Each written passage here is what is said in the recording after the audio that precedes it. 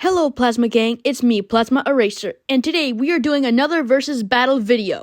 In this video, we will be pitting my two second favorite Jaegers from each Pacific Rim movie. On one hand, you have the Mark IV Jaeger, sitting at around 250 feet tall and 1,722 tons to a whopping 2,100 tons, we have Crimson Typhoon. And on the other hand, we have the Mark VI Jaeger, sitting at around 240 feet tall and weighing 1,975 tons, we have Guardian Bravo. The categories that we will be going over today are strength, speed, durability, IQ, battle IQ, agility, physical weaponry, and finally, abilities. With all the categories covered, let's hop into it. First up is strength, and let's start with Crimson Typhoon. It is stated that Crimson Typhoon defended the Hong Kong port 7 times and also defeated 7 kaiju.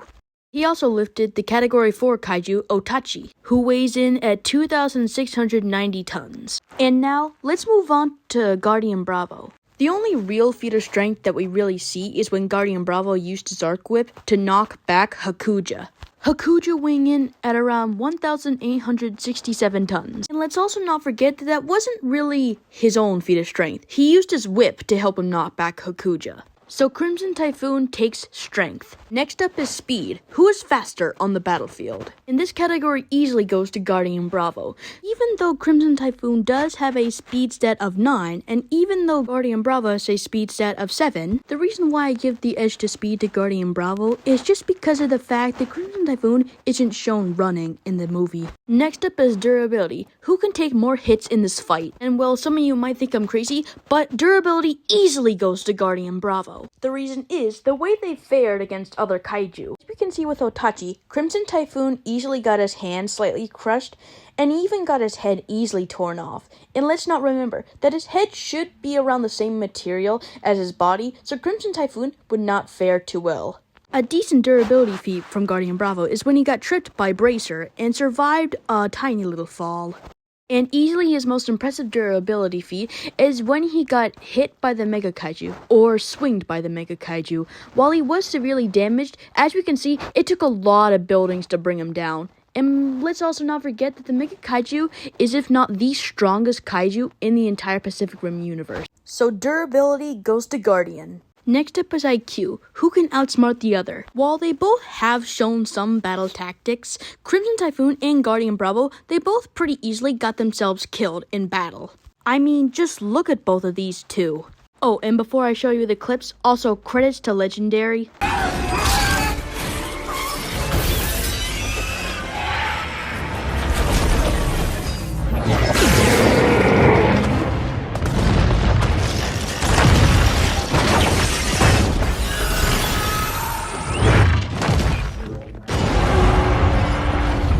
With that covered, IQ is a tie. Next up is Battle IQ. Who has better battle tactics? And while this pretty easily goes to Crimson Typhoon, this is mainly due to the fact as Crimson Typhoon, as we already discussed, has fought 7 kaiju, while Guardian Bravo has only really fought 1 kaiju, that being Hakuja. So yeah, Crimson Typhoon takes Battle IQ. Next up is Agility. Who is more agile? And well, I'm gonna say this is very, very close. They are both incredibly agile. Crimson Typhoon being very agile due to the fact that he has rotating hips. These rotating hips are what allowed him to get back on his feet and on the ground and allowed him to throw around Otachi. Another thing that makes him very agile is the fact on his back, he has back rockets, which allow him to move his upper body very fast. Guardian Bravo is also very agile due to the fact that she's been shown pushing herself off of buildings to propel herself into the air, and this allowed her to do like a bit of a front flip right over Hakuja. Guardian's also equipped with burst foils on her back. This allows her to increase her speed and agility in combat. So who wins agility?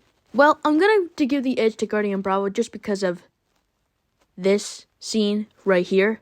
So with agility out of the way, let's move on to physical weaponry.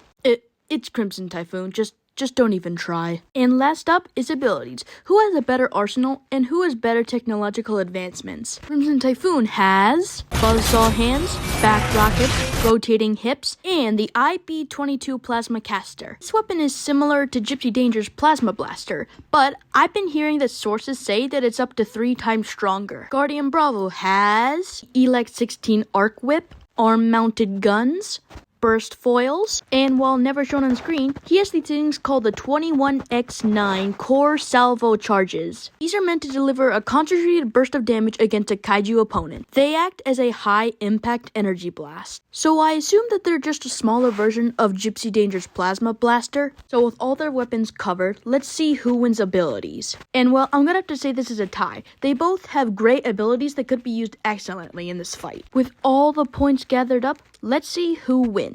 With all the points tallied up, we have a score of 4-4. Crimson Typhoon takes strength, battle IQ, and physical weaponry. And Guardian Bravo takes speed, agility, and durability. And they both tie on abilities and IQ. So it looks like we have a tie. Or do we? While Crimson Typhoon is stronger and is better at hand-to-hand combat, I think Guardian Bravo is just too fast for him to land a hit. Guardian Bravo, using her burst foils to move around, combine that with her core salvo chargers, she should be able to beat Crimson Typhoon. However, I say Guardian Bravo wins with insane difficulty, just because of Crimson Typhoon's unique 3-arm design and his skill in combat. So yeah, that's it for now. Tell me guys what you think in the comments, and let me know if you disagree or you do agree with the outcome. But until then, Plasma Gang, Plasma Eraser out.